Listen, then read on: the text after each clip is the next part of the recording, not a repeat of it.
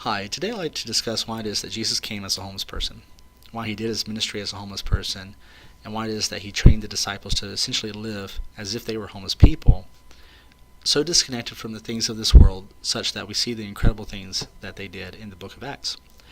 You see, when Jesus was here, he said that the law of the prophets and of the scriptures are summed up into two commands. Love God with all your heart, all your soul, all your strength, and all your mind, and love one another as yourself. And when you read Matthew 25, where it's talking about the sheep and the goats, what you need to realize is that God is saying when you find someone that's hungry and feed them, when you find someone that's naked and you give them clothes, when you find someone that is without shelter and you give them shelter, you're doing that for me. Okay? So when you're doing those things, you're perfecting both love God and love your brother. The more you do those things, the more passionate you are about those things, the more you're loving God with all your heart, all your strength, all your soul, and all your mind. Okay? When you really have a passion for this, when you really take on the burdens of others, no matter why they're there, no matter why it is that they're hungry or that they have no place to stay or why it is that they have no clothes, no matter why that is, because Jesus taught about mercy also. Show mercy to one another as God shows mercy to you, okay?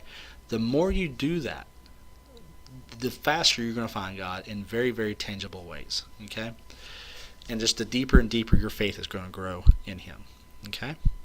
So I encourage you to make that part of your normal daily routine is to find someone that's hungry, find someone that maybe needs clothes, find someone that maybe needs a tent or whatever, okay?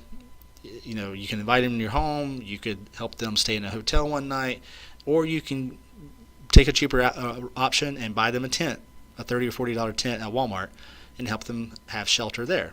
Oftentimes, if you give someone a tent, it's almost like giving them keys to a house, okay?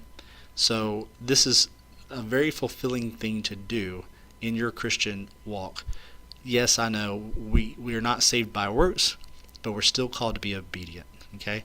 And study Matthew 25, sheep and goats, and make sure that you're doing that as part of your obedience to God.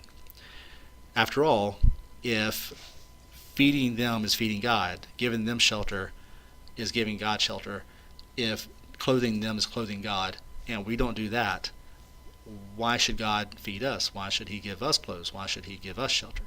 Okay? So just make that, this is the epicenter of the gospel, and make that the epicenter of your faith with Christ, and it will make your faith grow like you never know. Thank you. Have a great day.